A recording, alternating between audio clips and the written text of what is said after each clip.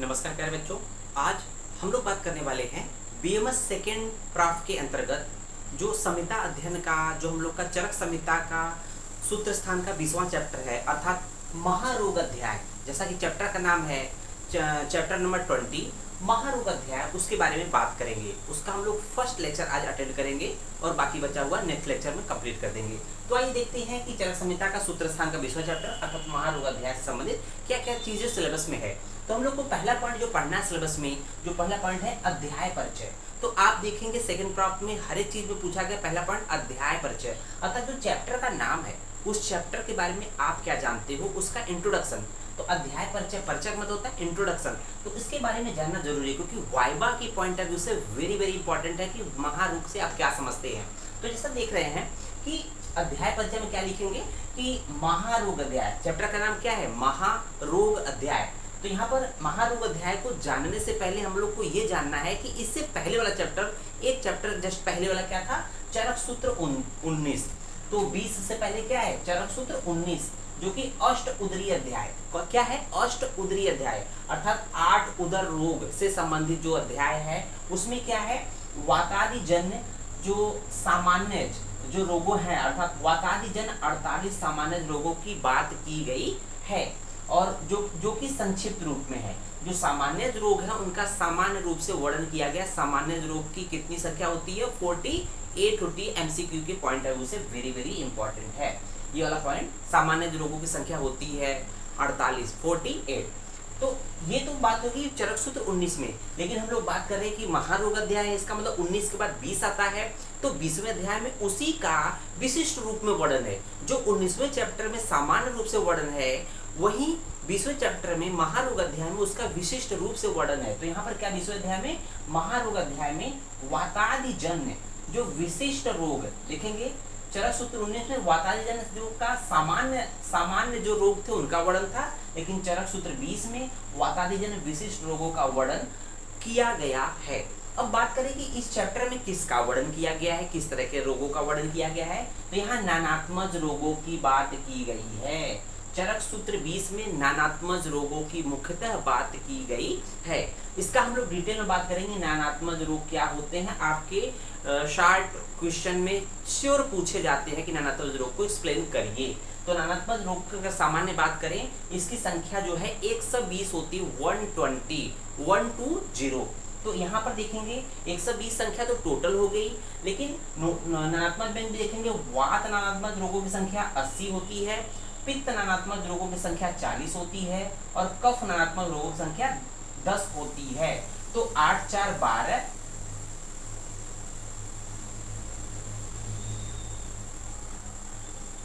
Sorry 8, यहाँ पर देखेंगे नानात्मक रोगों की संख्या कितनी है, ये है आपकी टोटल संख्या जो है 140 है। थोड़े से यहाँ मिस्टेक है, 140 कर लीजिएगा बच्चों। तो यहाँ पर देखेंगे 80 40 20, 80 40 20, तो 8 4 12, 120 प्लस 20 140 हो गया, ठीक है ना।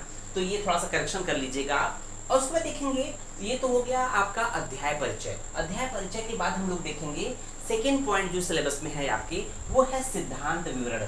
सिद्धांत विवरण का मतलब कि जो थ्योरेटिकल डिस्क्रिप्शन है, थ्योरी के पॉइंट ऑफ व्यू से क्या क्या एक्सप्लेनेशन, उसको हम लोग वर्णन कर लेते हैं। अब देखेंगे यहाँ पर जो सिद्धांत विवरण में थ्योरेटिकल डिस्ट्रीब्यूशन में पहला पॉइंट क्या है, व्याधि भेद। व्याधि भेद देखेंगे बच्चों, व्याधि भेद अर्थात कि क्लासिफिकेशन ऑफ डिजीजेस। तो उस चैप्टर में सबसे पहले डिजीज का क्लासिफिकेशन बताया गया है, क्लासिफिकेशन ऑफ डिजीजेस। तो हम लोगों ने स्टार्ट पार्ट में डीएस लिखा है, मतलब डिजीज लिखा है। तो यहाँ पर जो पहला जो क्लासिफिकेशन का जो बेस है, किस बेसिस पे, मतलब कि डिजीजेस को अलग अलग बेसिस पे उसको अलग अलग भागों में तोड़ा गया है। तो देखेंगे प्रथम जो क्लासिफिकेशन है वो आपका है 4 प्रकार का जो रोग होते हैं। वो 4 प्रकार के रोग कौन कौन से होते हैं, आगंतुक रोग होते हैं, वातज रोग है, पित्तज रोग, कफज। आगंतुज, वातज, पित्तज, कफज। अब देखेंगे ये जो चारों है, आगंतुज, वातज, पित्तज, कफज, ये चारों रोगों का रोगत्व एक प्रकार का होता है। इन चारों रोगों का रोगत्व एक प्रकार का है। वो सभी, क्योंकि सभी में रुजा अर्थात कष्ट अर्थात पीड़ा, रुजा का मतलब कष्ट या पीड़ा सामान्य स्वरूप होती है। तो ये चारों रोग जो होती हैं, इन चारों का रोगत्व तो एक प्रकार का होता है, क्योंकि सभी में रुजा अर्थात कष्ट या पीड़ा एक समान रूप से सभी में कॉमन टाइप से होती है, इसलिए इनका रोगत्व तो एक ही होता है। अब बात करते हैं पहला व्याधि के भेद में। पहला हम लोगों ने देखा कि 4 प्रकार के रोग होते हैं। दूसरा टाइप देखें क्लासिफिकेशन में, बी दिया। ये पहला ए था, दूसरा है बी। प्रकृति अर्थात कारण भेद से रोग 2 प्रकार के होते हैं। प्रकृति अर्थात कारण भेद से रोग कितने प्रकार के होते हैं? 2 प्रकार के होते हैं। एक तो आगंतुज रोग है गए, दूसरा हो गया निज रोग। निज रोगों में भी वातज, पित्तज, कफज। निज का मतलब क्या हो गया? निज का मतलब शारीरिक जो दोष होते हैं, वातज, पित्तज, कफज की वजह से जो रोग होंगे उसको निज रोग कहेंगे। आगंतुज का मतलब कि मान लीजिए बाहर से आपको डंडे का प्रहार कर दिया, सर्प ने काट लिया, या बिजली गिर गई, या आप फिसल के गिर गए, या किसी ने दांत से काट लिया, या नाखून से इसको काट दिया, या डंडे से प्रहार कर दिए, तो ये आगंतुज रोग में आएंगे, आगंतुक रोगों के कारण में आएंगे। उनसे जो रोग होगा वो आगंतुज रोग होता है। तो ये तो बात समझ में आ गया। प्रकृति या कारण भेद से 2 प्रकार के होते हैं, आगंतुज और निज। निज में वात, पित्त, कफ, और आगंतुक मतलब सब्जी के बाहरी कारणों से। ठीक है। तो तीसरा जो बेसिस है क्लासिफिकेशन का व्याधि भेद में, देखेंगे यहाँ पर अधिष्ठान भेद से। अधिष्ठान का मतलब कि जो रोग होते हैं उनका आश्रय कहाँ होता है। तो देख, एक तो शरीर में जो रोग होंगे उसको शारीरिक रोग कहेंगे, और जो मन में रोग होंगे, शरीर का रोग का 2 ही अधिष्ठान बताया गया। पहला शरीर है, दूसरा मन। शरीर में उत्पन्न होने रोग को शारीरिक रोग कहेंगे, मन में उत्पन्न होने रोग को मानसिक रोग कहेंगे, इसमें कोई डाउट नहीं है।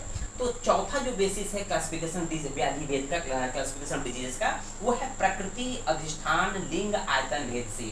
प्रकृति का मतलब देख ही रहे हैं, अधिष्ठान का मतलब आश्रय होता है, और लिंग मतलब होता है कि लक्षण, और आयतन का मतलब कारण भेद से व्याधि का जो विकल्प होता है वो असंख्य होता है। वेरी वेरी इंपॉर्टेंट आपके एमसीक्यू के पॉइंट ऑफ व्यू से। आपके एमसीक्यू में मल्टीपल चॉइस क्वेश्चन में पूछेगा कि प्रकृति, अधिष्ठान, लिंग, आयतन भेदों से व्याधि का विकल्प होता है। विकल्प मतलब टाइप, प्रकार। तो व्याधि का विकल्प कितना होता है? प्रकृति, अधिष्ठान, लिंग, आयतन भेद से असंख्य होते हैं, इनफाइनाइट। कितना होता है? इनफाइनाइट। समझ में आया बच्चों? तो इन चारों के बेसिस पे जो रोगों का टाइप होता है, विकल्प होता है, वो इनफाइनाइट होता, असंख्य होता, अनकाउंटेबल होता है। अब देखते हैं जो सिद्धांत विवरण में हम लोगों ने पहला जो पॉइंट पढ़ा था व्याधि भेद पढ़ा है। अब सेकेंड पॉइंट पढ़ते हैं आगंतुक मुख। वेरी वेरी इंपॉर्टेंट है कि अगर आपके सिलेबस में पूछ दे आगंतुक मुख, आगंतुक मुख, मुख का मतलब होता है कारण, मुख का मतलब होता है कारण। तो बच्चों यहाँ पर इसका मीनिंग जानना जरूरी है कि आगंतुक रोगों के कारण। ये तो सिंपल आपको समझ आया कि आगंतुक रोगों के कारण कौन कौन से है, लेकिन आपके पेपरों में मैं 100% मैं गारंटी के साथ कहता हूं, अगर पूछ दे आगंतुक मुख, आपको शॉर्ट नोट में दे दे कि आगंतुक मुख, तो आप 100% मैं मतलब चैलेंज दे रहा हूं आपको कि मुश्किल से 2 से 4% बच्चे ही इसको क्लियर कर पाएंगे कि इसका मतलब आगंतुक रोगों के कारण होता है। तो इसका मतलब आपको बहुत ही अच्छे से जो सिलेबस में टर्म दिए हैं उनको पॉइंट को ध्यान में रखकर हमें चलना है। तो आगंतुक मुख का मतलब होता है आगंतुक रोगों के कारण। तो अब देखते हैं कि हम लोगों ने बात किया था कि आगंतुक रोग होते कैसे हैं, निज रोग कैसे होते हैं। तो निज रोग जो होते हैं शारीरिक वात, पित्त, कफ, शरीर में स्थित जो वात, पित्त, कफ जो दोष होते हैं उनकी विषमता की वजह से उत्पन्न होते हैं। जबकि आगंतुक रोग किसकी वजह से होते हैं? बाहरी आघात से। शरीर के अंदर पहले चेंज नहीं आ रहा है, पहले बाहर से अटैक हो रहा शरीर पे। मान लीजिए किसी विषैले जानवर ने काट लिया, या बिजली गिर गई, या बरसात का पानी से आप भीग गए, या किसी ने दांत से काट लिया, या डंडे से प्रहार कर लिया, तो यही कारण आपको बताया गया है। देखेंगे आगंतुक मुख और आगंतुक रोगों का कारण क्या है? नख या दांत का लगना, मतलब किसी ने नाखून से, जो विषैले लोग होते हैं, विषैले जानवर या विषैले लोग होते हैं, नाक से कट, जैसे आपने चंद्रकांता देखा होगा तो उसको शिवदत्त जो होता है विषपान करता, अगर नाखून टच कर दे तो भी मर जाएगा। तो नाखून या दांत से काटने के बाद ये विषकन्या भी इसी तरह से होती है, आप लोगों ने पढ़ा भी होगा। उसका अभिशाप, ऋषि मुनि या बड़े लोग अगर किसी को शाप दे दे उसकी वजह से भी रोग होते हैं, दैट इज कॉल्ड आगंतुक मुख। आगंतुक रोग के कारण होते हैं अभिघात, कोई डंडे से प्रहार कर दे, कोई पीट दे, तो ये आपका अभिघात मतलब चोट मारना, ठीक है ना। अब देखेंगे बंधन या रज्जु। बंधन रज्जु मतलब दोनों का मतलब होता है रस्सी बांधना। अगर कोई जैसे आपके गले में रस्सी बांधकर खींच दे तो भी आपकी मृत्यु हो जाएगी, आपको डिस्फैक्सिया हो जाएगा, मीन्स आपको श्वास कष्टता आ जाएगी, जिसकी वजह से व्याधि से पीड़ित होंगे और मर जाएंगे। उसको देखेंगे दहन, आप अग्नि से जल जाए या बिजली से गिर जाए। उसको देखेंगे शस्त्र, मतलब कि चक्कू है, बल्लम है, गड़ासा है, मतलब किसी से भी आपको शस्त्र से प्रहार कर दे, तलवार से प्रहार कर दे तो भी कहीं न कहीं बहुत सी व्याधियों से पीड़ित हो जाएंगे। उसको देखेंगे अशनि अर्थात बिजली का गिरना। तो बरसात के दिनों में आजकल आप, इसलिए हम लोग कहते हैं ना कि बरसात के समय में सुरक्षित स्थानों पर रहना चाहिए। और भूत का संक्रमण, भूत का मतलब क्या होता है बच्चों, कि जो दिखाई नहीं देते अर्थात बैक्टीरिया वायरस का इन्फेक्शन, संक्रमण मतलब इन्फेक्शन, ये जो है आगंतुक मुख आगंतुक रोगों के कारण में काउंट होते हैं। अब बात करते हैं हम लोग सेकंड के बाद हम लोग थर्ड पॉइंट की बात करेंगे सिलेबस में। जो थर्ड पॉइंट है अर्थात सिद्धांत विवरण का तीसरा पॉइंट है, सिद्धांत विवरण का जो तीसरा पॉइंट है त्रिविध प्रेरणा।